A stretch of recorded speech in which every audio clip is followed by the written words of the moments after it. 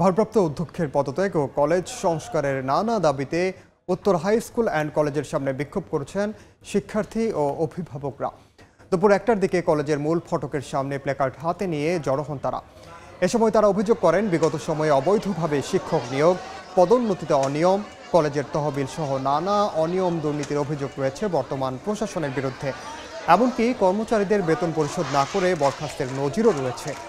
সে কারণে কলেজের ভারপ্রাপ্ত অধ্যক্ষ ফরিদুর রহমান সহ এসব ঘটনায় অভিযুক্তদের অবিলম্বে পদত্যাগের দাবি জানান শিক্ষার্থীরা।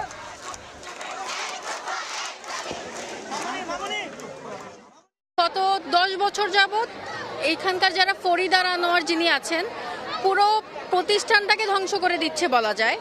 এখানকার যে রুলস ছিল, যে জিনিসগুলো মানে মানুষ স্টুডেন্টদের যে গাইডেন্সের যে ব্যাপারটা ছিল, সেটা পুরোটা তারা ধ্বংস করে দিচ্ছে। স্কুলে যে ফান্ড আছে, সে ফান্ডের টাকাগুলি কোথায়? টিচাররা নাকি টাকা পায় না, সে টাকাগুলি কোথায় যায়? তাহলে আমরা তো বেতন দিচ্ছি, টিচারদের নিয়ে এসে পলিটিক্স করতেছে।